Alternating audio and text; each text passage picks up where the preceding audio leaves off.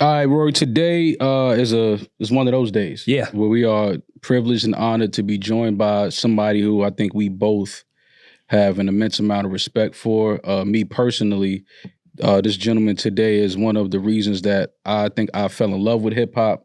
I found hip hop being from the Bronx. His name was like, a god in my city and growing up on Fordham Road and Creston in the Bronx. Today we are joined with legendary DJ, producer, photographer, rapper, the human TR-808. He don't even think I know that. Jeez. The legendary DJ D-Nice, man. Like, this is like... Oh, when he walked in and said, thank you guys for having me. I was like, no, thank you. Yeah, what the fuck? Don't thank us. This is, and I was just telling you off camera, I remember running home from school just so I could catch Self-Destruction on Video Music Box growing up, man. And that was like one of the reasons that I think I fell in love with hip hop growing up in the Bronx, to see all of those artists together on TV at such a young age and everybody representing the culture in the city. To me was legendary, and a dope cameo in one of my favorite movies, I'm Gonna Get You Sucker. Oh man, that was, yes. You know what I'm saying? That's like a legendary movie. So yeah, we're honored to have you here today, and we just want to nerd out, man. Like we just want to. I'm about to nerd out, bro. When I was walking in the building and I turned around and saw you, I fanned out for a minute. We're not doing that.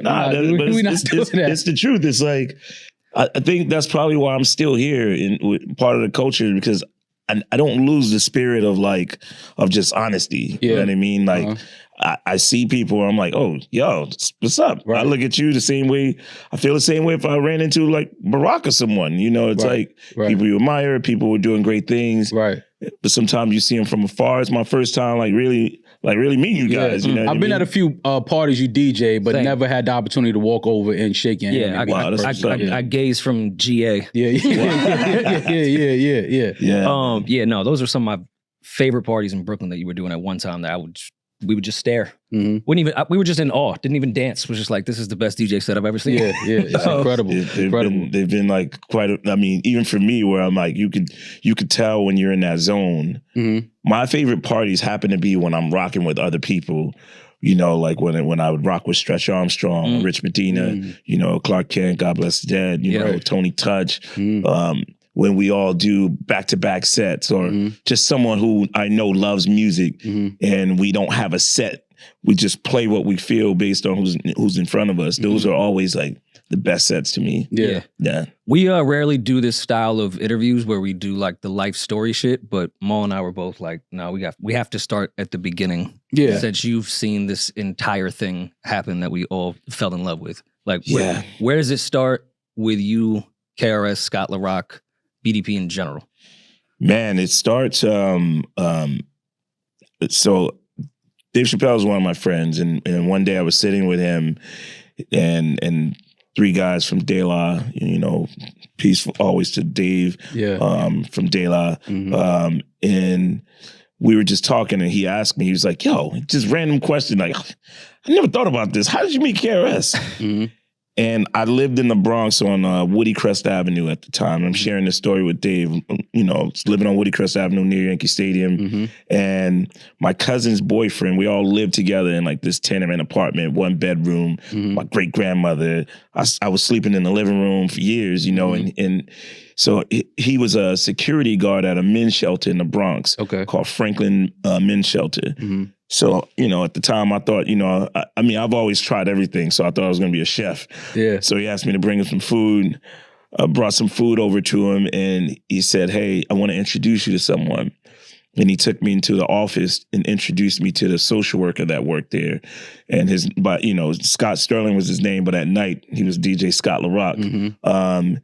And Scott saw me and was like, yo, can you rap?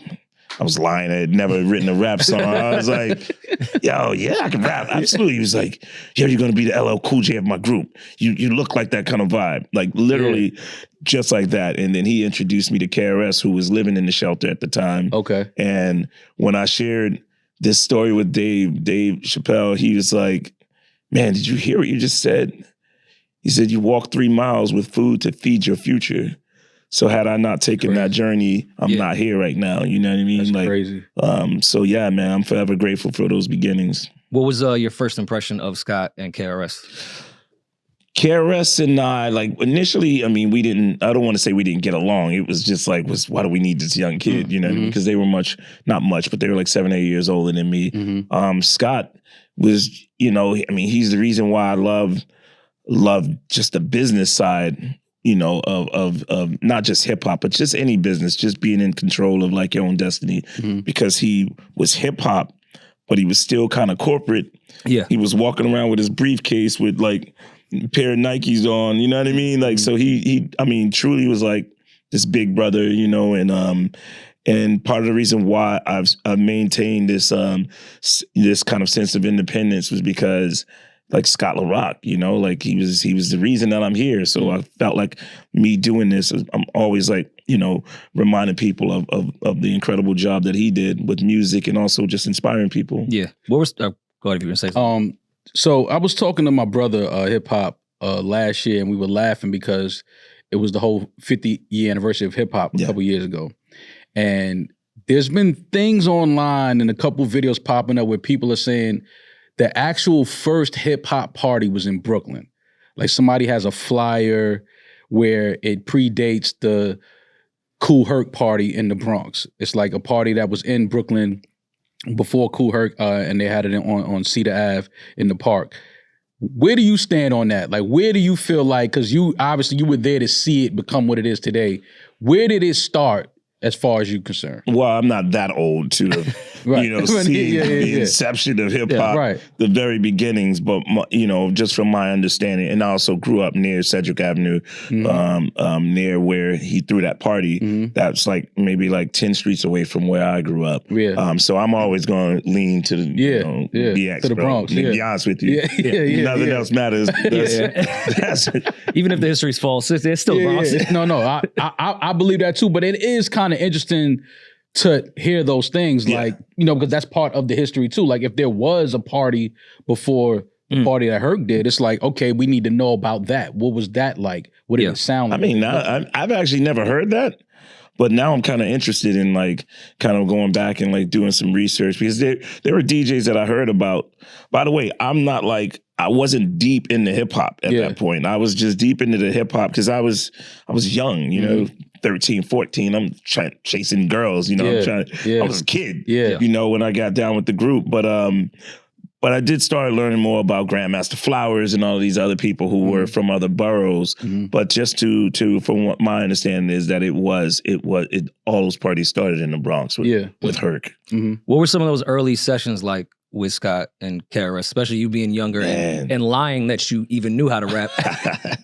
Yeah, those young sessions, I mean, two things. It could be young sessions in terms of studio or young sessions in terms of like the shows we were doing. Studio wise, it was just, I was fascinated by it. You know, like we produced, well, I didn't produce it. I watched Scott produce our first single, South Bronx.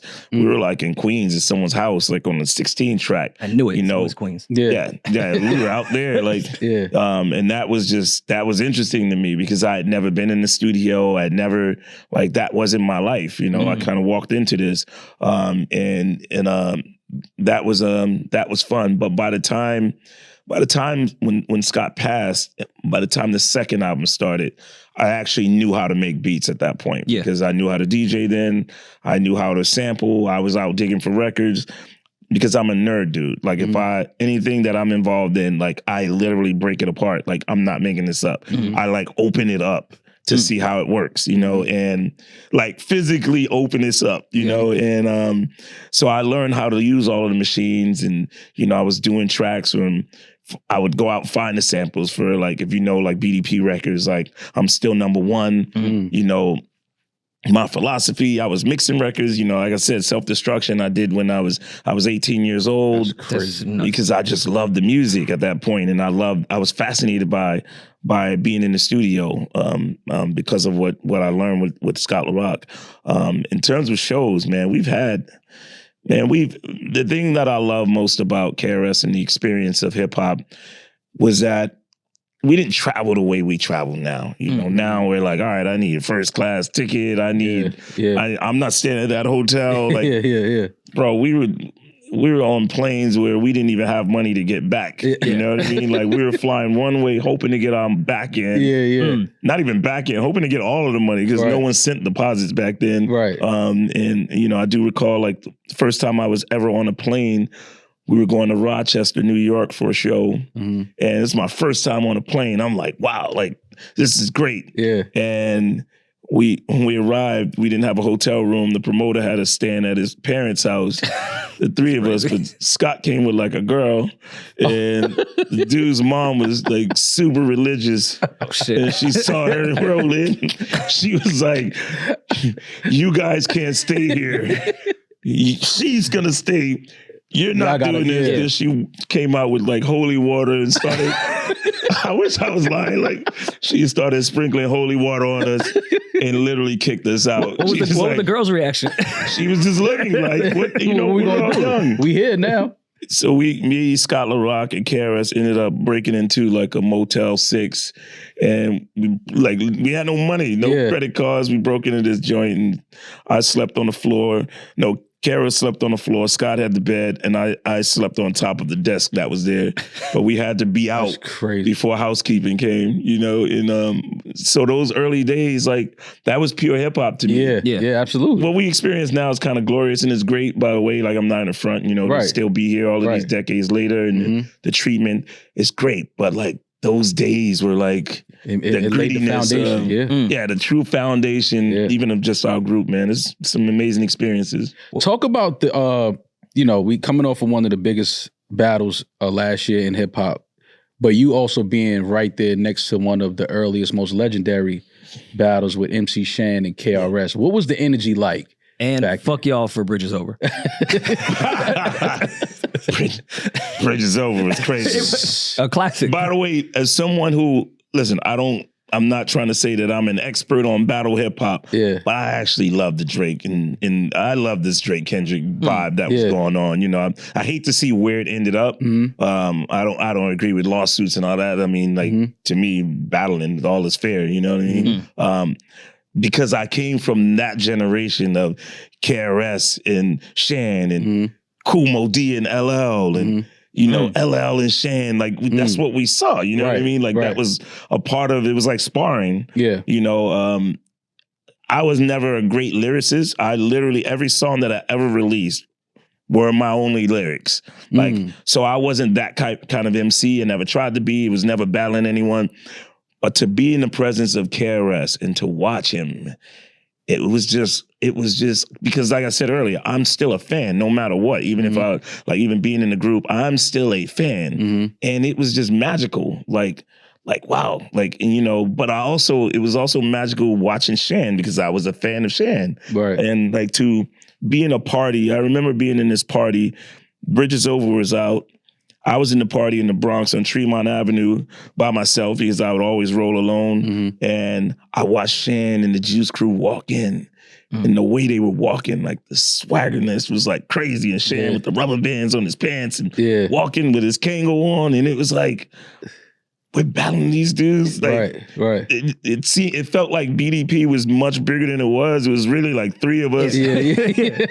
But the Juice Crew was like 17 of them. But it was just so dope to see, man. And I do kind of miss that energy of like hip hop, man. I mean, because we do have some younger listeners. How did the KRS and Shan beef even start?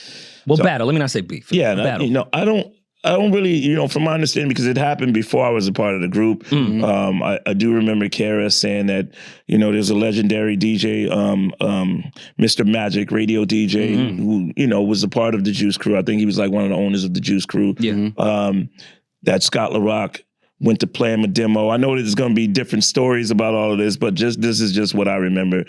That, you know, they laughed at the demo, like, nah, get out of this, it's trash, you know, and that kind of like sparked the beef, you know? And like KRS had something to prove. Absolutely. And he did it though. Oh, absolutely. Like, in a major way. Yeah, you know. Major way. What was his energy like in that session, creating Bridges Over? That's funny. I was only in there for South Bronx. The Bridges Over is a funny session because I went over to Scott's house the next day. I didn't even know they were in the studio the night before. And Scott was like, listen, yo, here's our new record. And then he played The Bridge Is Over, and I was like, whoa. 'Cause it was just raw hip hop. Yeah.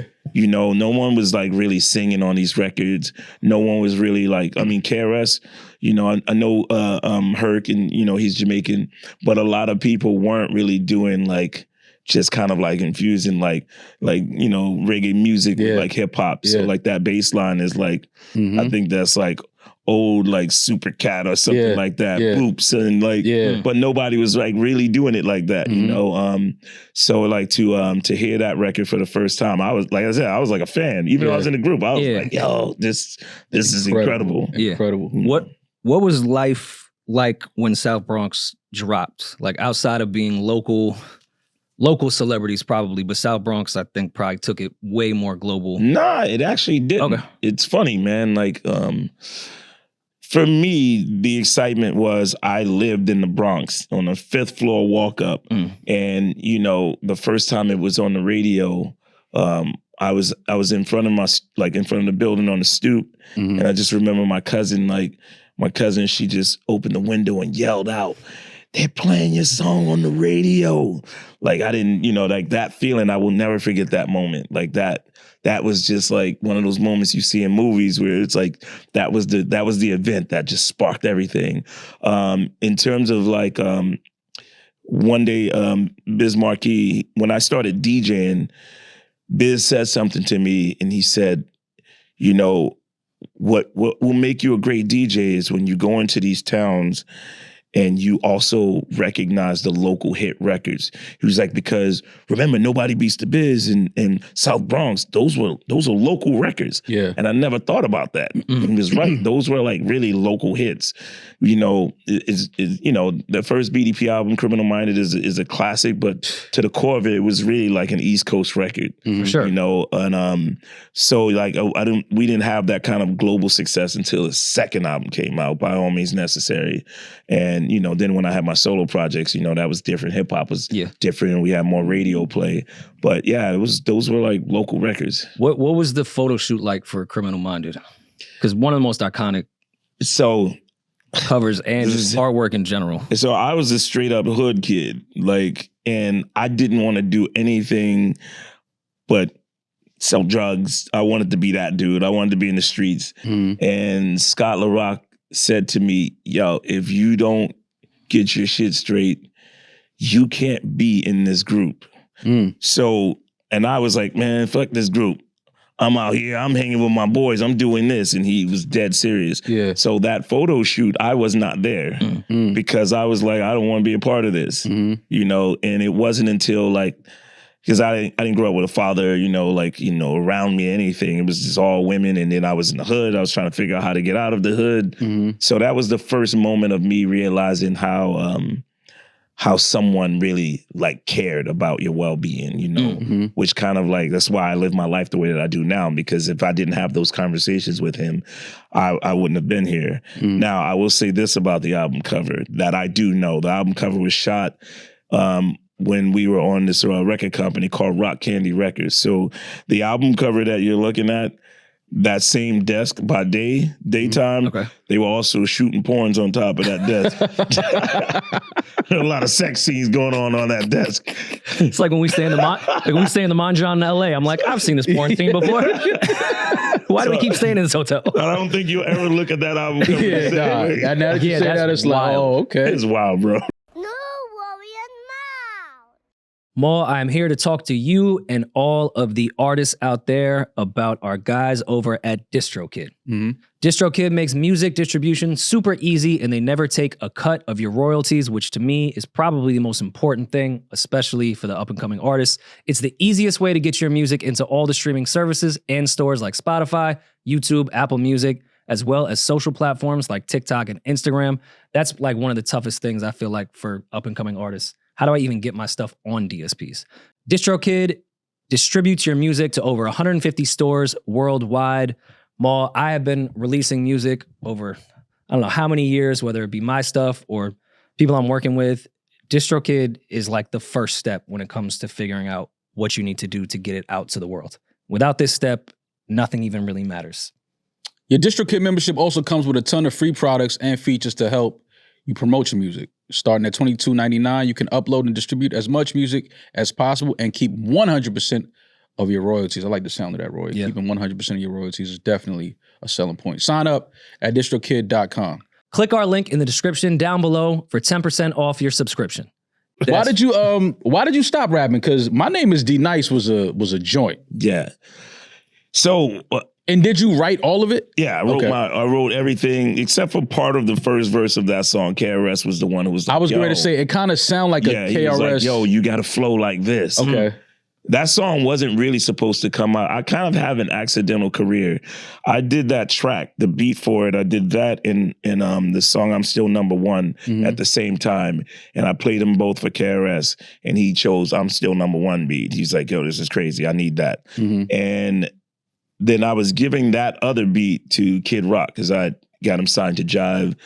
And we were trying to figure out, like, well, what, because I also was like writing songs for Kid Rock. Because at that point, I was like a writer. Yeah. I wasn't like an incredible lyricist, but like I knew how to write. Yeah. And I wrote 2 songs on his first album. But that beat I was giving it to him. And I was like, nah, you could just rhyme like this. And I went in and recorded that. And then actually when I heard it, I was like, oh, this is actually kind of dope. And then we just kept it. I wasn't supposed to have a record out, but I did the crazy, went up to like the radio station and played the record for Red Alert. And then he went to the program director and let him hear it. And then they put it on rotation. I didn't even have a release date, which was different back then. Like now you can just go in the studio, send anyone your MP3 and then you're good. But then you had to be in the system and you needed like a 4-month kind of like lead time in order to get the record. You can't even get it pressed up. So I kind of went against that. And then because the record became a hit in New York, my career kind of like was kind of forced on Jive, so they had to put it out. The reason why I didn't have, my career was kind of short in hip hop as a solo artist was hip hop started to shift. I was in this business for 5 years since I was a kid at that point. Now everything is, now it's Pac and now it's Biggie and Bad Boy and everyone had their crews and I wasn't really a part of anyone's crew. I was just D-Nice out on my own. And, for Jive, I was signed to Jive at the time, we started to clash. I wanted to continue making the kind of music that I wanted. They didn't want to go in that direction.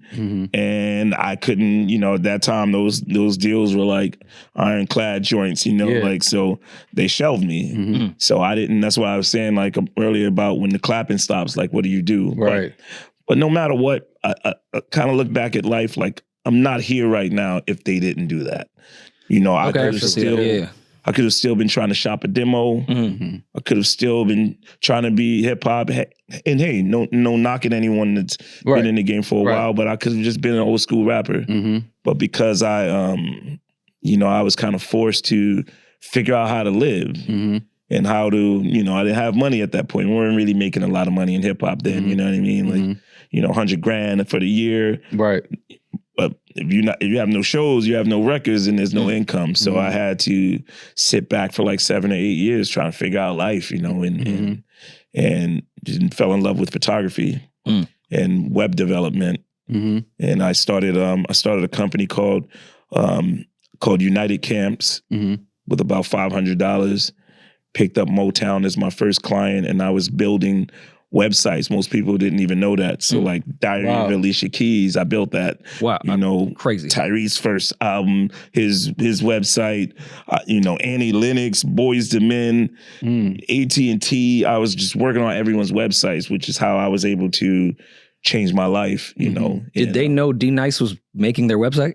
Nah, no, they didn't know. The funny thing is I was not trying to be D-Nice. So I did the G-Unit sneaker, right? So I was doing online marketing through Violator because Chris Lighty loved what I was doing. Rest in peace, yeah. Yep, rest in peace to Chris. And he brought me in to build the Violator website. So I did that site, and then he brought me in to help them with online marketing for the G-Unit shoe because that was early online marketing days. And I was sitting in this meeting with Chris and Steve Stout and Paul Fireman, who started Reebok and like his team, and then this Now, I was anti D-Nice. I was Derek Jones. You know what I mean? I was 10 years removed from hip hop. Yeah. And I hated hip hop. I hated the business. I was like, yo, this is terrible, man. The way you treat people. Yeah. But what made me fall in love with it again was the current Reebok CEO, Todd Krinsky, walked into the meeting and he walked around the table, said hello to everyone. And when he got to me, he didn't say hello. He just stood there. So I stood up like, hey, I'm Derek Jones. And then they all laughed because they all in on it. And he was like, hey, man, he said, graduated from Boston U and I wrote my thesis on a song from your first album, a song called A Few Dollars More, my first solo album. Wow. And in that moment, I was like, holy shit. Like the wheels are always turning. I was like, yo, all these years I've been running away from D-Nice. But that's the biggest asset that I have because the music that we all listen to when we're in school, those are the songs that really define your life. Right. And like, I was at that point in my life where it wasn't a lot of hip hop then. And if you made it, the LL Cool J's, Kumo D, Public Enemy, you were special. Right. Yeah. It wasn't like a one hit thing. Like we were a part of someone's life. And these people are now VPs and CEOs. And I was like, yo, I need to do it after. I thought about that in that meeting. I was like, man, I should do like after work mixers. Like throw parties to just get the people to come out to like, yo, and then, try to work it that way just so I could get more business as a web developer. Right. I couldn't find a DJ. So I started playing the music myself. That's crazy. And then became like obsessed with it. Like really obsessed with it. Like, yo, I mean, open format wasn't a thing then, you know what I mean? Like, you either played hip hop or you played, EDM wasn't really a thing either, but you either played hip hop or you played pop music or you played classics like Q-Tip, and Mark Ronson, but nobody was like really playing like everything like that. Or I don't want to say no one, but, not the places that I was going to, which was very limited. And I went to, I became obsessed with it and I wasn't really DJing like that. I went to a party. Q-Tip invited me to a party because no one was inviting me out. No one, because I wasn't hot on the scene and they didn't know what I was doing. Right. But Tip invited me to a party where he and Mark Ronson were playing. They had this party in New York called Authentic Shit every Thursday night at a place called Table 50. And when I walked in there and I just watched them and I was like, holy shit, like you could play Blondie and then play Brand Nubians. Yeah. You can play the old school shit. Right. And the way it looked, it was like Tip was playing James Brown and they would play 30-minute sets. Tip and Ronson and Mark would get on and Mark was playing all 90s, early 90s hip hop.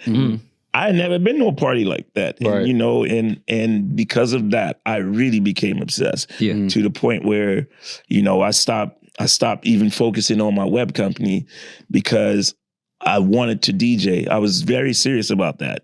And I called Chris Lighty up one night and I told him, I was like, bro, I think I just want to DJ. And Chris said, are you sure you want to get back in this business? Because these motherfuckers are animals now.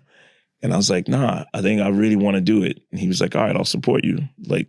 And I started DJing more and more. I would play in local clubs here in New York, but no hip hop clubs because no hip hop person wanted to hire me. But one dude, this cool ass white boy was like, yo, you play rock and roll? I was like, yeah, I grew up in fucking 80s. He's like, yo, play this party with me. And then I started playing like rock sets all night. So I kind of reversed my way back into like hip hop clubs because I played everywhere else but hip hop. Right.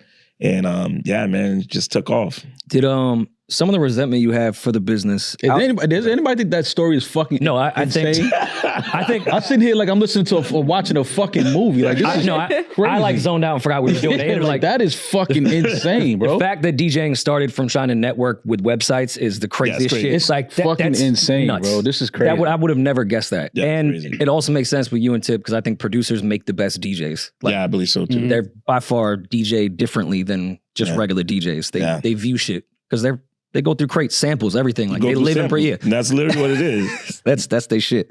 The resentment in the business, outside of like being shelved and everything that a lot of artists go through, did you have more resentment because of the Kid Rock situation? I've heard the story that he told of how you discovered him, but the fact that Jive wouldn't compensate you or even shelve you at that time when you brought somebody that was one of their most profitable artists to date. Well, Kid Rock wasn't profitable for Jive. He only had one album on Jive, and that was the album that Too Short and I, we did the production on. And then after that, they dropped him. And then he started doing independent stuff, and then he signed to Atlantic Records or Lava Records. I thought it was all through Jive that he No. He was gotcha. on. Okay. He was, so all his big albums were through Lava, Jason Flom's company. So yeah, but listen, at the end of the day, bro, like I was playing not physically playing, obviously, I'm not an athlete, but I was DJing ESPN Super Bowl party. This was like maybe around 10 years ago. And the former CEO of Jive Records was there at the party and was like, wow, like I hadn't seen him in forever. You know what I mean? He's like, yo, this is crazy. So he watched me play this big This has nothing to do with club quarantine. Like, I know a lot of people think I was on the scene because of that, but I was already playing, absolutely. Inaugural Ball, Barack. I had already done all of this stuff, which is why this whole journey is so beautiful. But I will say this, I remember when CQ happened and, the guy, I ended up like a year after club quarantine, I was the music for the Oscars, like for, like literally all of the music until they started using the live band, which was like the second half. But for the entire beginning of the Oscars, the infamous, that Oscar, I was the music. And then that same guy who signed me to Jive sent me a text while the show was on. And he was like, wow, who would have ever thought this? Like D-Nice at the Oscars. Yeah. And it's that's why I always tell people, man, like my journey. Did you have a petty reply? They say it again? Did you have a petty reply? Yeah, I said I did. Yeah. Like an awful CEO if you didn't see the talent that I had. Like, what the fuck? He said, I did. Who would have ever thought this? I did. Like, I did. Me. It's a great feeling though. For sure. That's why I said I can't be mad at that because it allowed the space and opportunity for all these other great things to happen for your career. Man, this is like I don't even know what to ask at this point. How did you get? Okay. Let's talk about because like you said, you was already DJing and doing some of the hottest parties in the city before club quarantine happened, but COVID happens. How does D-Nice become the world's DJ at that point? Because that's exactly what you were. Anybody during quarantine that had to be home and we were on our phones, we were waiting for D-Nice to go live. Yeah. So we can just all, for a second, for an hour or two, just get away from it all. Feel better. And how did it feel knowing that you literally had what felt like the world waiting for you? I was having dinner last night with one of the guys who worked at Meta at the time, who kind of helped, me be able to do that, which I didn't know. I knew him for years. He was my guy, but I didn't even realize he was over there. And he saw what I was doing on the first day. I think the reason why my situation worked versus what anyone else was doing was that, one, I was very vulnerable. Like I was in front of this camera. I had never used Instagram before. I used Instagram, but I never used live before. They had Periscope and all this crazy. I'm like, who wants to watch someone go live, know? Right. And I'll tell you the crazy story about it was, so this was March, so maybe like 8 months prior to that, I was playing the main stage at Essence Festival. Janet Jackson was performing. I was the main stage DJ. And before, like a day or so before the show, someone from Facebook reached out to me and said, hey, we got this new feature on Facebook called Live, which I don't think I ever even told this story. But it's like, yo, we got this new feature called Live. You should use it. And I was like, well, how much are you paying? Yeah. And it's like, we're not paying anything. It's a feature. It's like, open your phone. Like, but once again, my mind was like, wait a minute. Somebody was squatting on the name D-Nice on Instagram, and I knew they owned Instagram, and I was like, I sent the email back, like, look, if you give me my name on Instagram, I'll go live on Facebook Live, you know, when I was off of the main stage. Right. So 2 days later, she said, I can't promise you that, but 2-3 days later, I opened up my IG and it no longer said DJ D-Nice, it just said D-Nice. And I was like, yo. And I couldn't even, because the dude was blocked, he had 1 follower, I couldn't even send him a message. Yeah. Like, yo, I want my name. Right. I mean, I am DJ D-Nice, but I want D-Nice. Yeah. Right. And so when that happened, I was like, yo, I gotta go live. I went live from Essence. And then a few days later, she emailed me and was like, you got to see your analytics. Like, people like you. It's kind of interesting. And I was like, nah, I'm good. Mm-hmm. I didn't want to do that again. I was like, wow. I felt crazy walking around with a phone like, yo, you see this? Yeah. Because that's what I thought it was supposed to be. Right. Man, I didn't know 8 months later that, you know, I woke up that morning and I went live on IG for the first time because I didn't have anything else to do. I was like, I'm going to go live. I wasn't DJing. I was like, yo, I just want to tell some hip hop stories. And then I went live. I would play like the original sample to South Bronx, and then I would tell the story about being in the studio. Yeah. Then I would play South Bronx, and I just kept seeing these names in there. Yeah. And it was like all of my friends. It wasn't even like, I mean, there were some famous people, you know, John Legend or whatever, like. Yeah. But it was like really like Chuck Bone and like Jessica Rosenblum, who used to throw all of the parties in New York. That's the homie. Yeah. She's in there and they're like, yo, this is crazy. Yeah. Yo, Jamil, what are you doing in here? Like, it was like, I'm reading these comments, but I'm telling stories and I'm playing records or playing songs from my laptop. And then it just felt good. And by the time the end of the day, I was like, wow, like that was different. And then I did it again, and there was more people. Yeah. And, you know, that first day I went live with I'll Be Sure. He was the first person. The crazy thing is I was calling all of my friends because I heard that you could split the screen. This was the very first day I went live. Yeah. Called Kane, called Dougie. Yeah. They were all, Kane went on, he went live with me, but Dougie was like, man, this sounds like bullshit. I don't want to do this. Split the screen. Like, I don't want to do this. I was like, I don't know, bro. This is fascinating. So then I hit John Legend up, and then I went live with John and his daughter, Lula. Yeah. Is it Lula or Luna? Luna. Luna. Yeah. She was on his shoulders. I went live with him, and then my numbers spiked from like the 300 to was like 6,000 people. Yeah. I'm a tech dude, so I'm like, wait. Yeah. It's telling people, his followers. So now I'm obsessed with that part. I was like, I just got to keep going live with people. Yeah. And and DJ Clark Kent was like, you should actually DJ now. I was like, wow. Where? He was like, you should actually DJ. I didn't even have DJ gear at home. I didn't believe in DJing at home. And then I ran out to Guitar Center, came back home, created a flyer. Yo, I'm going live. I treated it like it was a party. Yeah. And that should change everything. That's incredible. Yeah. I mean, taking that approach, I think, is what made Clark it feel behind some more shit. Like Clark is always behind some of the most iconic shit in our culture. And if he was here, would make sure you knew that was his idea. I told D-Nice, which is why I love Clark so much. He's like, yo, I told him he should actually DJ. I'm like, bro, I was already playing music live. I was just playing it from my laptop. I was playing the same song. Yeah. He's like, but no, you should actually mix the records now. Yeah. But I think that approach you took with the party flyer made it a party. Like in the comments, it became a party. Yeah. Because it was approached that way. That's how it became Club Quarantine. I did not create that. Yeah. It was literally people in the comments. This was before the world knew about it. It was people by day 3, people in the comments like, Jessica's like, yo, I'm at the door. You're not on the list. It literally became like this party. And then Jay Valentine. Jay Valentine was like, you should stop calling it homeschool, because it was called homeschool because I was talking about the samples and everything that I produced. I'm like, oh, I'm educating people on hip hop. Yeah.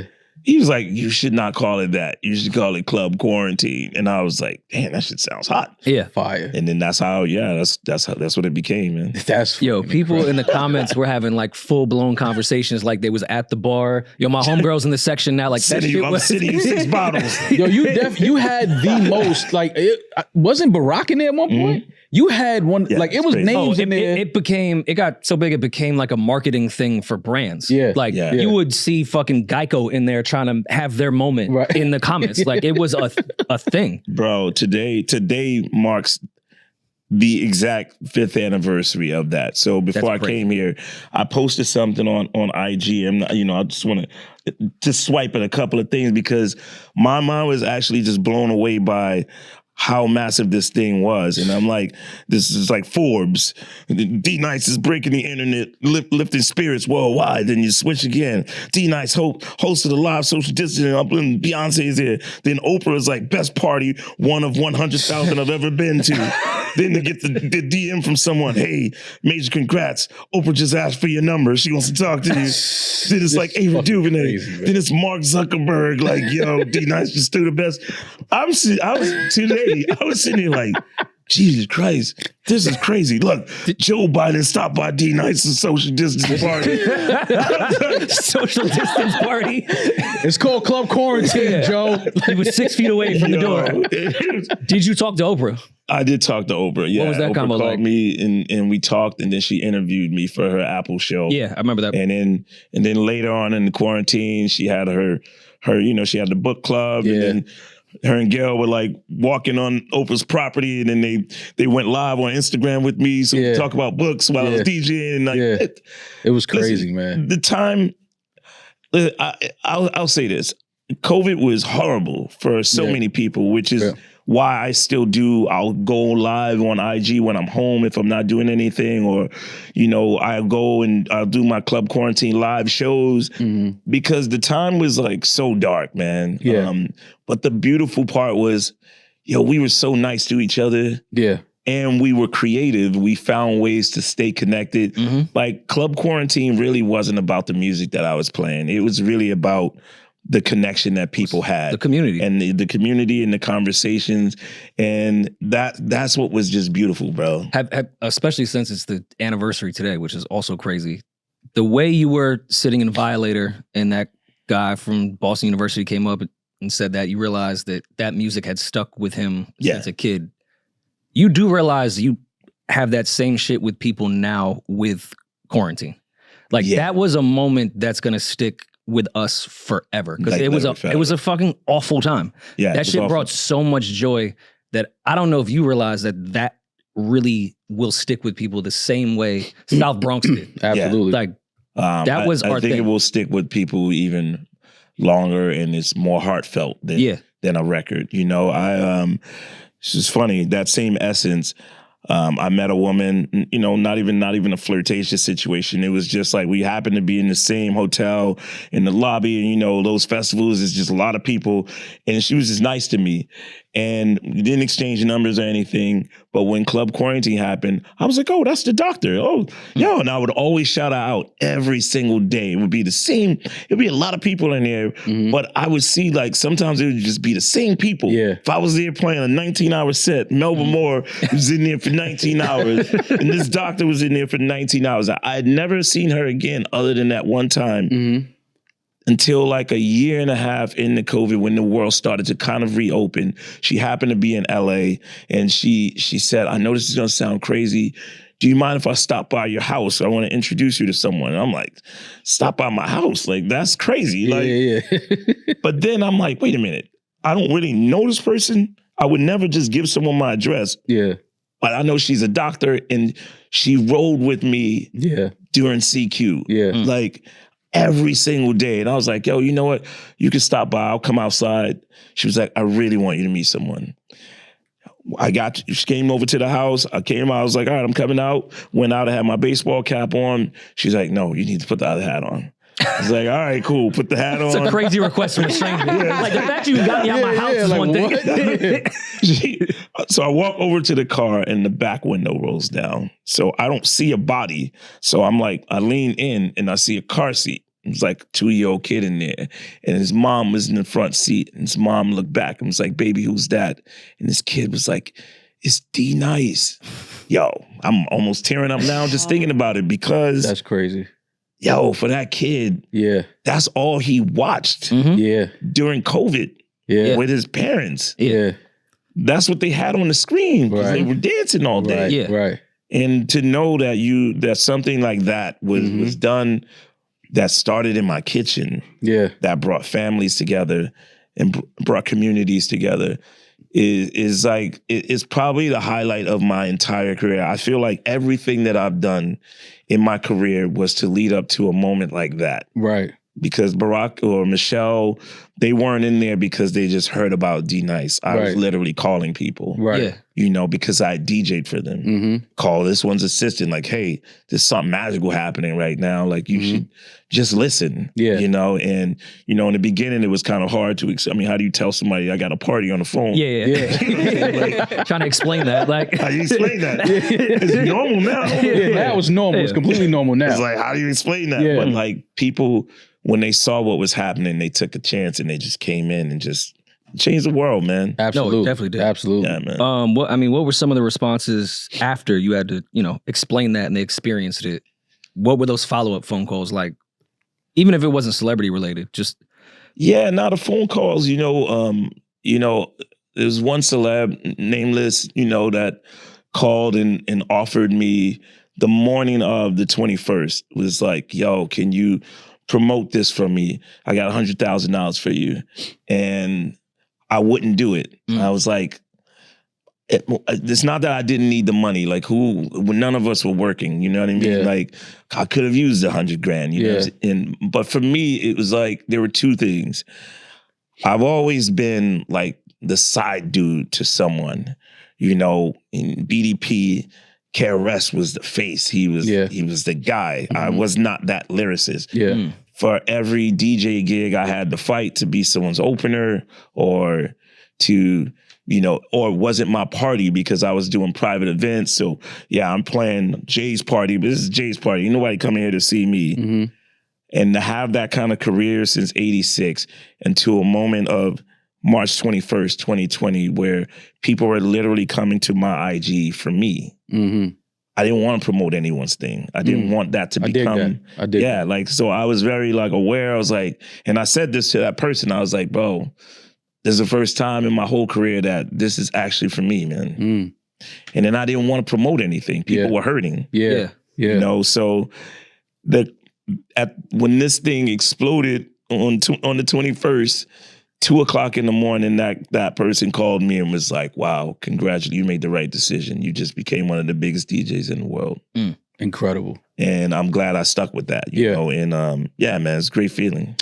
I'm sure that came from the decades of having to reinvent yourself, going through bullshit business, knowing what it's like to be broke and go, I could use this $100K, but I know it's not going to make sense for the bigger picture here. Like, I've struggled before. I could skip over this. Yeah, that's beautiful, man. Talk about, because you sold out some of the most iconic rooms, DJing, Carnegie Hall, Lincoln Center.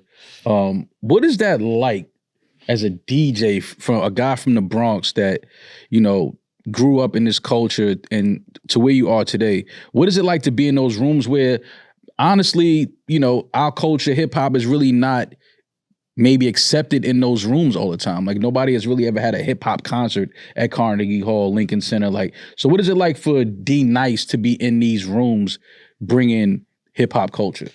I mean, it's, I always think about that kid from the Bronx, you know? Like, I never imagined selling out the Hollywood Bowl as a DJ. Even before I even mentioned anyone that's going to be a special guest, you know, sold that place out in 4 days. You know, Carnegie Hall, sold out Carnegie Hall twice. I played it 3 times.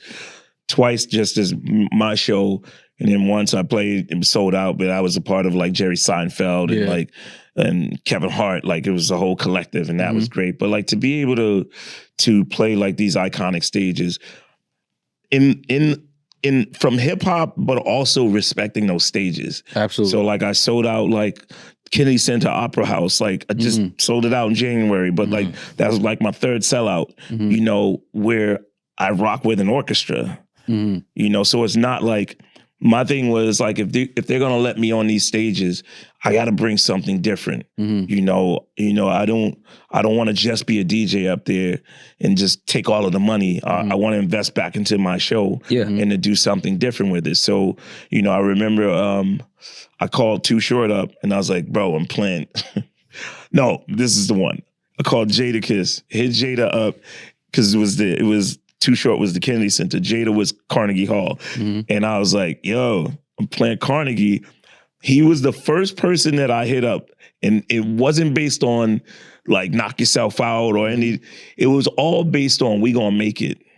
Because when I stood on that stage, like when we did the deal and I did a venue walkthrough, I was standing on that stage at Carnegie Hall and I was like, yo, I made it. I'm gonna bring hip hop like this to this. But I want everybody to be fly. Like they had hip hop there before. Jay played it. Nas played it. MC Lyte was the first person to play it as a part of a collective. But like it had only been Jay and Nas. Like for a full show.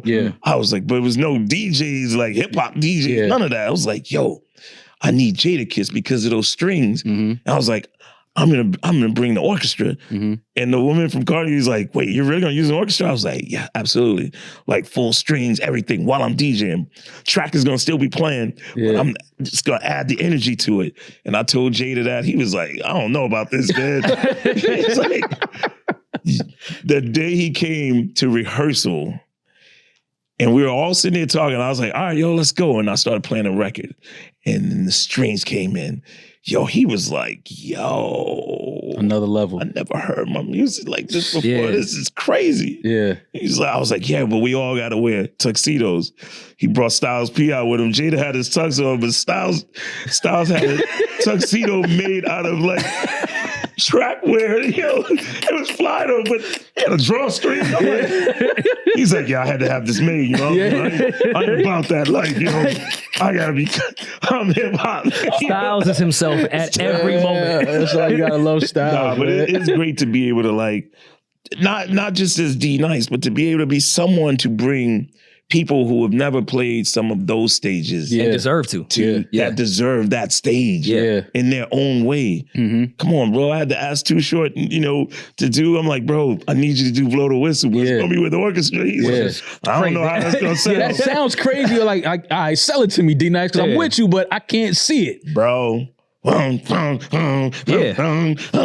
it was crazy. Short was like, he's like, I just want to sit in the crowd before, because I had him going on last. Man, by the time he watched the whole show, EPMD, I had everybody on this joint. Hip hop, I had Diggable Planets, like everybody with the orchestra with me DJing.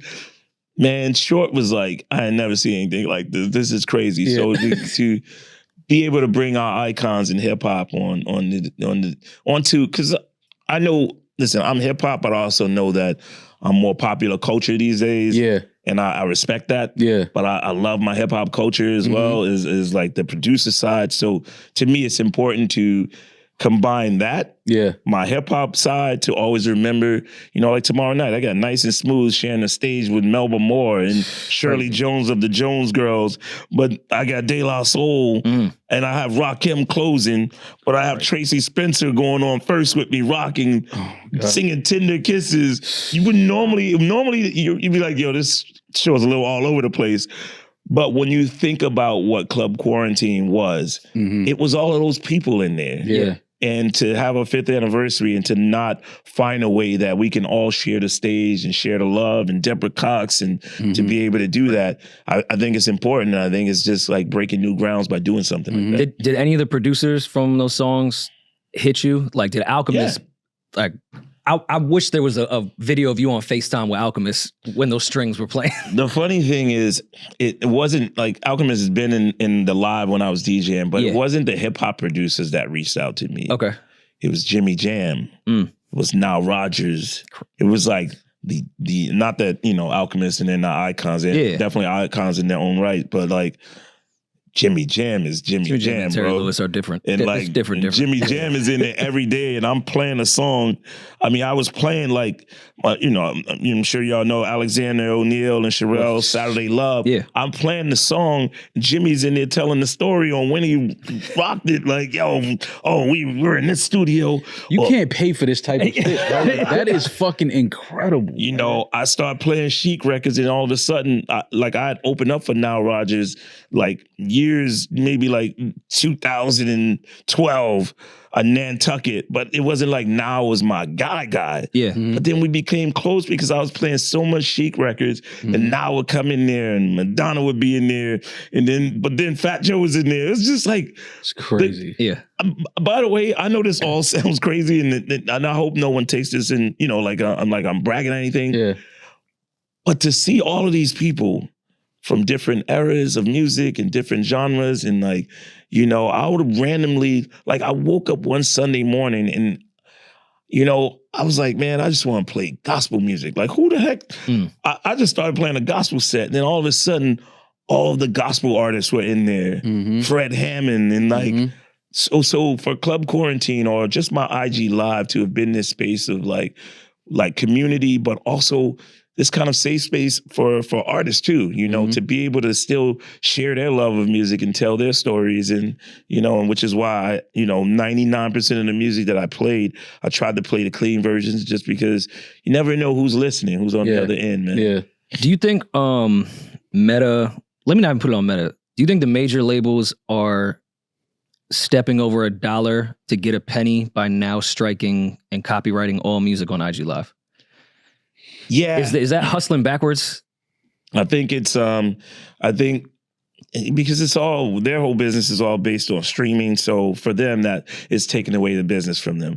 But technically, I looked at it more from a radio station perspective. Yeah. Like if I'm playing these songs, I played a lot of old school music, because I wanted this kind of nostalgic feeling. And then to have, people on some of these platforms to just not allow people to play the music. It's like, bro, it's only, you're playing a snippet of it. You're playing 2 minutes. That person may want to just go and buy this. So that was like my argument during COVID on how I was able to still play, because I went to them. I'm like, yo, you can't shut this off. This is saving lives. Yeah. And then they kind of like help make that happen. And to me, because they're supposed to be smarter than all of us. But again, to me, it's hustling backwards, because after you would do a set, I would go on my timeline and find the nerd that made the D-Nice playlist for this day. And the streams went up for every song. It was like promotion. Like, I don't understand why they're trying to do this now. I'm done with IG Live because I can't play music on it. Yeah. It makes no sense to me. It's promotion. If somebody hears this shit now, what you think they're not going to want to go listen to that song again? So I don't have any shares of Meta. Yeah. I don't have any Meta. Well, checks. Zuck. But I will say this, man. It's like, it's not necessarily just their fault. I think it's the major labels more than it is Meta. It's more on the music side, because that's not a streaming platform. Yeah. So major labels probably don't feel like, well, how are we benefiting from it? But I'm like, bro, this is like promoting the music. Yes. That's how you're benefiting, that's how the artist benefits, but. Even like a program, the way they do with verified checks, if there was a way a verified DJ would get all free range to play whatever, I don't understand why majors aren't trying to make a program like that. Like me and Maul used to do battles of different artists during quarantine back and forth that was getting 20,000, 30,000 people in there playing mixtape Wayne and Fab shit. I don't understand why certain people, if you're verified to some degree within the music industry, that you're not allowed to do that, because it's going to be promotion for everybody. Like, you're not going to lose money on this. Platforms allowing you to do it. That's just not the platform that you chose, I guess, Yeah. Because YouTube did whitelist a lot of people. Fair. They did allow people to play music. Obviously, Twitch. Oh, I mean, Twitch. They smoked Instagram's boots after that. Yeah, because it's own, Amazon, so it was more like IG wasn't really it. But IG was just, IG is the perfect platform, especially at that time for playing music, because it was like one-stop shopping. Exactly. You open your phone, you check it Instagram, you see someone live, you're like, oh, I'm going to click on that. Yeah. That's why it pisses me off that IG went that route, because I get Twitch and YouTube, but like, damn, this was the best community I had was here. Was there. And Twitch, even though sonically it was better, because you had stereo sound, IG was just mono, everything about IG was just wrong. But it was just the best platform, the grittiness. Yeah, it was a feeling. And I'm looking at my pictures and then, let me go, all right, Miles on. Let me see that. Yeah. Shan is live. Yeah. It was like a radio, like a TV station. You just, Twitch, you had to go there because you wanted to hear that person. Mm-hmm. Where, but yeah, man. But hey, listen, I wish it was a lot easier. I wish people had free reign to play what they wanted to play. Mm-hmm. It just makes it that much easier. And not promoting their platform. I will say this: the music changed their platforms. Absolutely. But on the flip side, I think it's just me. I'm not a doctor, none of that. But I personally feel like suicide rates would have been higher if we didn't have that connection during that time. 1,000,000%. If we didn't have, if we couldn't dance, you know what I mean? If we couldn't just talk to people, I think depression would have been a lot higher. Anxiety levels through the roof. Because you really think about how many people were like, here's the deal. Like, you have kids, you have a job, you wake up 6:30 a.m., getting your kids ready for school, drop them off to school. You going to work from 9 to 5, kids come home, from 6 to 8. This is the only time you actually spent with your kids. Dinner, go to bed, repeat. So you really didn't spend that much time with your family. Quarantine hit. Right. Stuck 24 hours with everybody. Abusive relationships. Like, couldn't go anywhere.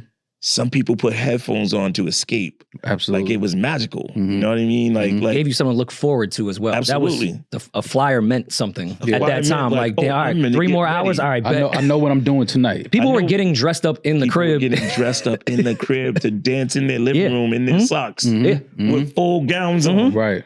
And on top of it, the silly shit that I was doing I can't even imagine just. I used to get up in the middle of the night wearing a bathrobe and PJs like, yo, this is after dark. Yeah. Just think you after dark. I can't. I'm like, I look back, I'm like, what was I thinking? But we didn't have a choice. We were stuck at figuring home. that out. I mean, I had this character. I was Chinchilla Jones. Yeah. Somebody sent me a Chinchilla Jones cup. Yeah. And I'm with the diamonds on it. I looked at that the other day. I'm like, what was I thinking? Figuring it out. But in that moment, it was crazy. It was like, yo, we needed the entertainment. Absolutely. But for people, they were doing the same thing. Yeah. I remember saying, like, so crazy. I got a DM from someone from NASA, literally from the NASA handle. Like, yo, remember during quarantine? That's not nuts. Who says that? That's not nuts. Who says that? I got a DM from Oprah to me. NASA? Remember they lost a rocket during quarantine? I remember, Yo, they were like, we want you to be the theme music. So what? On my IG Live, we had like, I was playing David Bowie while they were launching. I was playing ground control. It's wild. Holy shit. The whole experience of like crazy, man. It was crazy. Getting a DM from NASA is fucking that's ridiculous. Like, who sent it? That is crazy. Like, hey, what's up, NASA? Yeah, like, how do you Can I get your first name? How do you respond to that? Like, what the fuck? Man, that's crazy, man. Backtracking a little bit, just a personal question. Why wasn't Time to Flow as big as My Name is D-Nice? Because I thought that was my shit. Time to Flow was a better record than Call Me D-Nice. Yeah. Sonically, I think the problem was I didn't know myself as an MC. Okay. So I went into it trying to compete, trying to keep up with Tretch. Okay. And because I was doing that, I was rhyming like him. Yeah. Okay. You know what I mean? Like, I only know this now because looking back, I was a kid when I did that, you know?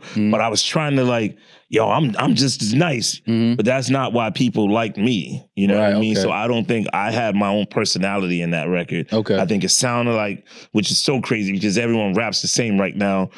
But during, everyone's doing the same flow, the same cadence, everything. Right. But then that was like a no-no, you know what I mean? Oh, no, we talk about that a lot. Like, back then, you got clowned for sounding like anybody. So I think the record... Tretch is so unique as well. The record for the people that like D-Nice or call me D-Nice, that just wasn't it for them. You know what I mean? But for me, that was like that was my shit, bro. That was my shit. Like it Time was, to Flow was my shit. You know, and I did that track with KG. KG came in with the drums and all that. And he had Dave who played piano on their records.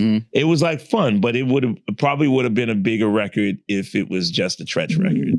Okay, you know that makes sense. Or like, do you have any Tretch stories? One of my favorite people. Man, Tretch and Pac. Listen, the two of them, man. I don't know who has better stories, by the way, between D-Nice and Preem. Yeah. Preem, one day, I asked Preem where the bathroom was and then found out through that question that him and Pac was roommates on tour once. I said, Preem, I just wanted to know where the bathroom was. The amount of times I just would go to Preem's studio just to ask one simple question, knowing I was about to get a 3-hour, and I would just sit there like Indian style, just... Because when you're living the history, you don't even realize it. You know what I mean? Like, I remember, you know, this is a Pac story. I was in Atlanta. My cousin, who was my DJ, we called him Mick Boo. He was in BDP. He was like in the crew BDP. We were in Atlanta. I didn't smoke weed. We're at this party. Pac is like, yo, the music's loud. Pac like, yo, you got a blunt? And I was like, no. So he got a blunt from someone. Split it open, rolled it up, talking. You got a light? No. Got a light from someone. Then he went to pass me the blunt. And I was like, nah, I don't smoke. Yo, he was like, yo, you don't smoke the chronic? Yo, you don't smoke the chronic? I'm like, nah. So now I'm feeling bad. I'm like, nah, bro. So my cousin was like, yo, he wanted some. So Pac handed him the blunt. The flashlight, it was the cops. You and you, come with us. You're under arrest. Literally like clown me in 2 minutes later, not even 2 minutes later. You're getting arrested. Yeah. So this is why Pac shot those cops in Atlanta. It all makes sense now. So now they're in the kitchen of the club. What I will say about Pac, bro, he was a stand-up dude, man, because he wouldn't let them arrest my cousin. Solid. He was like, yo, don't arrest him. Solid. It was mine. It was mine. Don't arrest him. I'm seeing all this from afar. Right. And they let my cousin go and they arrested him. You know what I mean? Like he was a solid dude, man. Yeah. You know, and Tretch was the same way, bro. Like Tretch, not even solid just was, but Tretch is a solid dude. You know, like he was just wild though. Yeah, you know, like he was just different. Like who performs on stage with a machete? Like literally with a machete, chains and shit. Like yo, but it was fly. It was him. Yeah, absolutely. That was his thing. Absolutely. And Tretch, of course, comes across rightfully so as one of the scariest people. Also, one of the nicest human beings. One of the nicest human beings, man. But don't cross him though. You know, I would never. Yeah, I used to go where they lived in East Orange, on 118th Street. I mean, on 18th Street. I grew up on 118th Street in Harlem, but like I would go out there and hang out with them because, you know, even before they got that deal, because Shakim and Queen Latifah and I were like, I mean, obviously they're still the best of friends and business partners, but I was always with them, you know, like Dana and I, we all lived in the same building in Jersey, this old pencil factory called Dixon Mills, like right in Jersey City. Jersey City. Yeah. We all lived there. Dana, I looked at a few spots there. She had her video store. And remember back then you couldn't wire your rent money. It was all rentals. Yeah. So if she was on tour, if I was on tour, if he was on tour, like we would pay each other's rent. You know what I mean? Like just get it back from each other. But like we just have all these stories of like that's crazy. Great times. So I would always hang with Shy and like, yo, let's go to East Orange. Hang with Naughty. And like, so yeah, man, but my stories, bro, like just to have been in hip hop this long and to still be here and to still be respected by my peers, old school and younger cats, you know, it's just beautiful. It's I mean, just sitting here and just kicking it with you today, man, it's just, you know, it's a testament of exactly how much the culture will take care of you if you take care of it. Yeah. And I think, and just listening to you and your story, you always had respect with you. Whatever you did, you respected it. Like you said, you took things apart. You wanted to learn it, how it works, how it functions. And I think that's just reflective of, you know, even with Club Quarantine, again, not knowing it, but then once you figured out what it was and how to do it, became the biggest DJ at a time where we all needed music to get us through. The other part for me is like how much the younger generation rock with me. You know, like I'll be 55 years old, bro. I don't feel it. I don't think I look it. You don't look it. Don't look it at all. No. But in June, give me your skincare routine. June, it's probably melanin. I'll be 55, and to have been around this long, and like I remember when I told you before, like a lot of hip hop DJs weren't really trying to let me open up for them, or and this was like early on. The one person that reached out, Jermaine Dupri. I'm like, Jermaine? I didn't even know Jermaine like that. He had a So Def holiday party in New York. And Jermaine was like, yo, I want D-Nice. Yeah, I got a call one day from Axe Deodorant. One of the execs was like, yo, Mr. T.I. wants you to open up for him. I was like, T.I. knows who I am? I love that they said Mr. T.I. by the way. T.I., I'll never forget that. Mr. T.I. wants you to open up for him. I'm like, yo, he knows who, because I felt seen. You know what I mean? Like, to be away from hip hop for so long, to feel seen by the younger people, you know what I mean? It was like, or the newer artists. I don't want to say the younger people, but the newer artists was like, yo, so it made me always want to incorporate their music with what I grew up with, to the records that we sampled to. So that's why in my sets, I play everything, from Jay to Sammy Davis Jr. If it feels right, I was gonna throw a Sammy Davis song. But if the beat flows with it, and I can get it in there and like take you on this journey, then I'm gonna do that. Because is that how you approach? Yeah, you approach every party differently. Like you got to feel it while you're there. Yeah, I don't have any like playlists at all. Damn, like I don't have a playlist. Literally, like. The only thing that will look like a playlist on my computer is because sometimes at the end of the night, I'll be like, yeah, that set was crazy. I just kind of want a reminder in case I'm like, yo, what did I play that night? That one song that I just randomly put on, then I'll go to that folder from that day and like, oh my gosh, that's what it was. Like, I forgot how dope, what's his name? Derek Bentley joint was with Andre 3000. Got you, and literally the other day, I had not heard that song in years. Yeah. And like 2 weeks ago, I was at home and I'm playing a set on IG for fun, and I started humming that. I'm like, yo, what was that? And then I figured it out and just dropped it. Now I'm like, I got to make this a part of my set. Because 3 Stacks went off in that joint. And the beat is crazy. That record is super underrated. But that's how I DJ. It's like, I'll remember something. Got you. And then it's like, I got to go there. But the other part that's beautiful is I'm not a hip hop DJ. So I get to play whatever it is that I want. So that feeling doesn't just have to be with any one specific genre.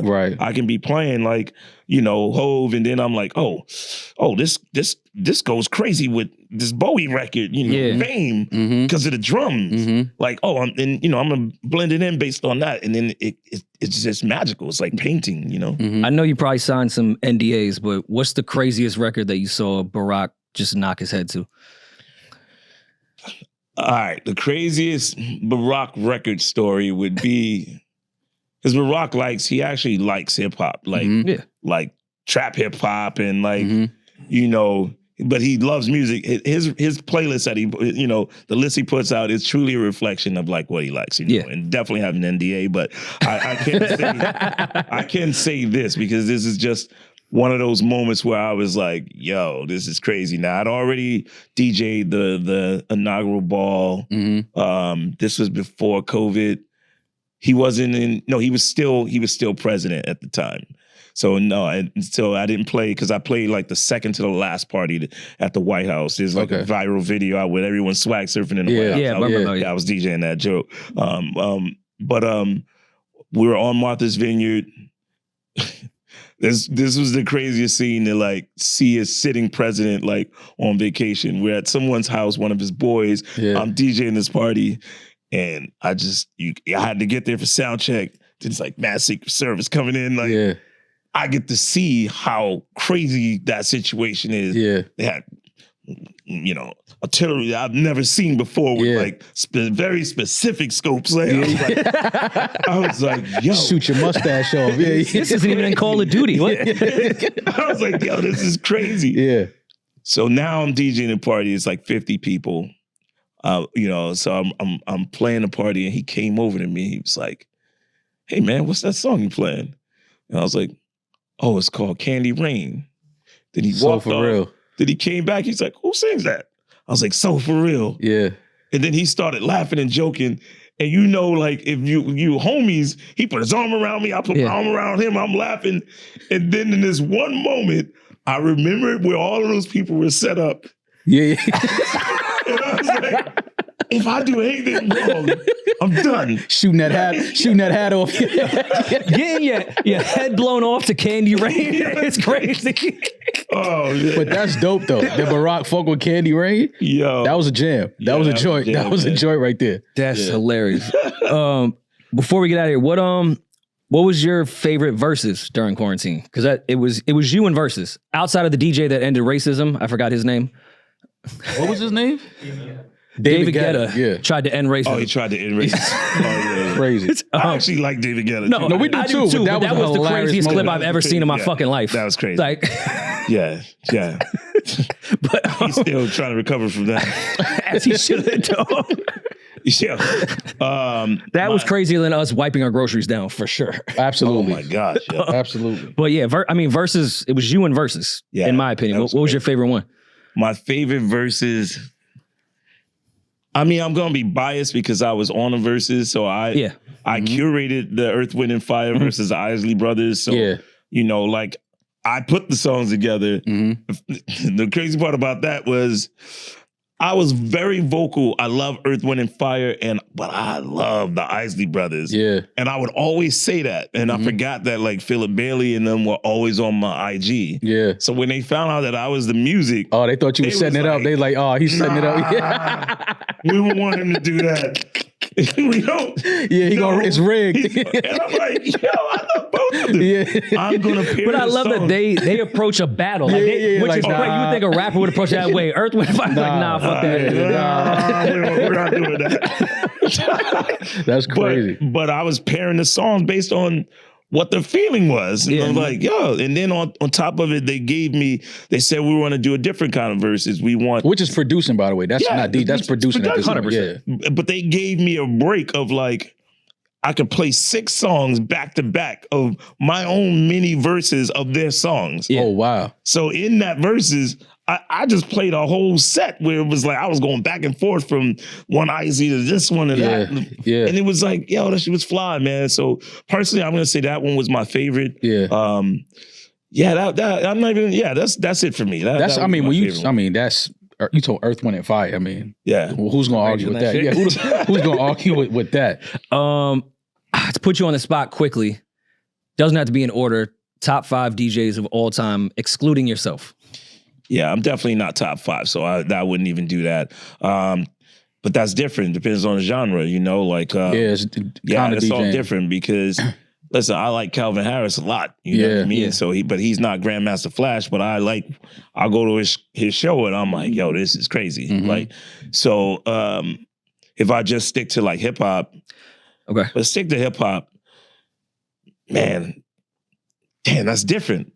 Then it's party DJ versus But everything you're saying, like people like Clark or Scratch, like you could put them in any scenario. It doesn't have to be hip hop, and they're going to shine. So to me, that's really what I'm asking your top 5 DJs. It doesn't have to be a genre. Top 5 period. DJs, no matter where they go, they will shine.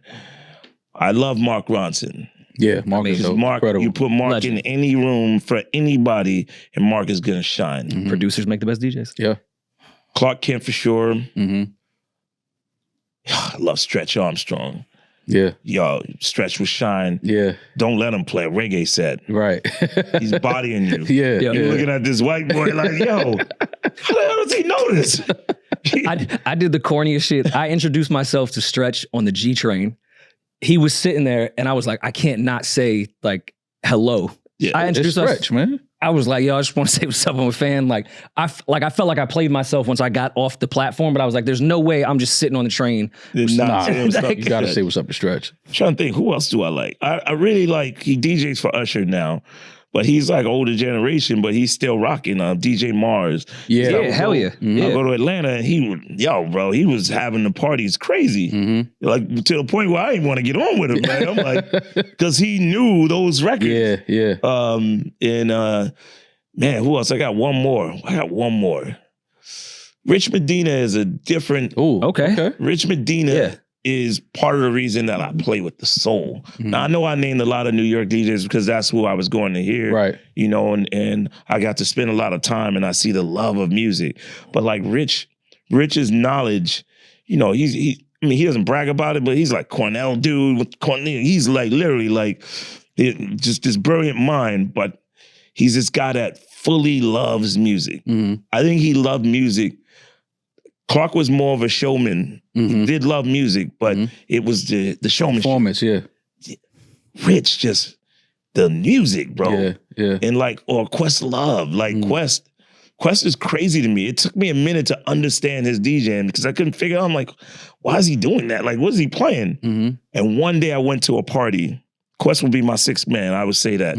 Because I went to a party and totally changed how I DJ. I went to a party, I walked in, he was DJing, and he was mixing Nirvana and Poison, and Belle Biv DeVoe Poison. I'm like, in that moment, he was like the Poison drum, and then he would switch it to the, and I was like, oh my gosh, he's a fucking drummer. Right. He's not playing from the bass line, he's playing from the drums. Right. He not four on the floor. He's playing like the feeling of the drums. Right. Holy shit. Right. And then it totally changed everything. I was like, oh no, I gotta like really pay attention to these That's drums. incredible. Quest DJs the way Jay Dilla produces. It's the most unorthodox shit. I'd go to Brooklyn Bowl by myself sometimes just to see a Questlove DJ set. Bro, like I tell you this. I know we gotta go. I'm sorry to take up this time. I'm good. So 2 years ago, I was supposed to DJ Jay and Beyonce's Gold Party, Oscar joint. And it was the night, so it was 3 Oscars. So like, it was the night that I was DJing on the Oscars. So like I DJed the Oscars, then I played the Governor's Ball right after the Oscars. Then I left there, I played Vanity Fair for 1 hour. And then I was supposed to end up at Jay's party. But Jay found out that I was also doing Madonna's party in Madonna and Gout series. So Jay's like, yo, those are the parties that everyone they all want to go to. So Jay's like, nah. you do that. We'll do you another time. Yeah. So then the following year, when he hit me up, it was like, he put this pressure on me because he said, yo, you ready for the Gold Party? Well, why am I trying to sound like that? I'm over here with the cadence and everything. You know, this is a special party. He's like, this ain't no regular party. This ain't no regular party. What Questlove did was masterful. You sure you can handle this? My ego was like, man, I can handle it. Such an asshole. Yo, Liddy S was like, yo, Jay, what you doing, bro? Yeah. He was like, nah, I gotta know. You know, like this is the Gold Party. Yeah. Yo, what he said was right. It is the Gold Party. Now I'm nervous and I'm like, man. Now you second guessing. Yeah. So I called Questlove because Jay said Questlove played the best set that I've ever heard. Ever. So now I called Amir up and I'm like, yo, Jay said you played the best set he ever heard. I probably shouldn't say it's from set anyway. Amir was like, you want to hear the set? I recorded it. I was like, wait, what? Yeah. Then I listened to it and it was probably one of the most perfect sets that I've ever heard because he didn't stay with one thing. But I was like, it's the fucking way I already DJ though. Right. I was like, oh man, this dude putting all this pressure on me. Yeah, this is what I do. Man, I played the Gold Party last year. Like after that, after hearing Amir's set, I was like, nah, I'm gonna do me. And it was me and Clark. And I played my set. Yo, Clark tapped me on, he was like, yo. He was like, yeah. Bro. Yeah. Actually, he didn't say that. He said, nigga. Yeah. Yo, he was like, nigga. Yeah. Cause it was the zone. Yeah. You know what I mean? To find that zone and to be comfortable. Right. It's like as a DJ, you know, when you play a song where you can feel that everyone loves it, when all you can do is just smile because you can do no wrong at this point. It's like the people are, once they believe in you, first of all, when you walk into the door, if you're a fantastic DJ, the fact that you walked into that door, that changes everything because part of that set is them seeing you. Right. Like, yo, Stretch Armstrong is here. Oh, this is about to be some. So part of the work is done by you just showing up. Part of the work was done when I walked into the gold party. They're like, oh, yo. Oh, you rocking? Yeah. Oh, then it's different. Yeah. Then you get to play and to be in that zone, man. And I'm forever grateful that Jay can put that kind of pressure to make you want to be great. Yeah. But I'm also grateful that Amir was like, yo, you want to hear it? Yeah, that's fine. And I was like, yo, this is crazy. Yeah. So I'm going to break an NDA with this entire thing. I think Jay-Z put that pressure on you because Jay-Z secretly wants to be a DJ. Probably. I mean, I don't DJ, but our Palooza crew, J&B booked us twice to do parties for them, like private shit of the Palooza crew. Yes. The entire time, Jay-Z was hovering over the DJ booth on us, making every time. I was like, yo, do you just want to get on the wheels of steel here, bro? Like, Jay wants to be a DJ. Yeah. I can see He was like, yo, you should blend this with this. I'm like, yo, Austin, yeah, he got it. Producing. I can actually see that. No, I loved it. It was very interesting to see him in a vulnerable place of just being a music lover. Like, I think Jay-Z wants to be a DJ. Yeah, because even like during that set, you know, of course I had an NDA for that too. But I mean, you know, during that set, like what's Kendra's cousin's name? Keem. I never even heard that record. You know what I mean? Yeah. Like, you talking Quarantine D-Nice. Yeah. I'm playing all the classics. Like, new records was like, that wasn't my new record zone. You know what I'm saying? Like, that time. I didn't even know anything about it. He's like, yo, you got to rock that. Yeah. Yo, joint went off. And I was like, so I think he probably secretly does want to. Oh, no, the amount of requests he made in the 2 parties that we did for him in real time. Also, Computers is Jay-Z's favorite song. I just want to let y'all know that. To know I want to be He made us play Computers 3 times in a row. Yeah, get the party rocking. This is fun now. Wow, this has been this has been incredible. This conversation has been great for me, man. This is like a dream come true for me, man. Just growing up, watching you, you know, following your career and everything that you've done in the culture of hip hop. We just thank you for coming by today and kicking with us, man. Like this is like I'm all over the place right now. The stories and just the knowledge and everything that you've given us, we appreciate it. And thank you for Club Quarantine. This is the 5-year anniversary. Yeah, man. You rocking the Apollo this week. And then where you I seen you somewhere else next week, I believe. Oh, that I just promoted, just posted. No, I'm doing Club Quarantine in Baltimore. During the Preakness. Okay. Yeah, that's actually a big one too, man. Yeah, that's crazy. Do you have Baltimore club music? Yeah, but I'm gonna have a little bit of that. I could give you a folder if you need one.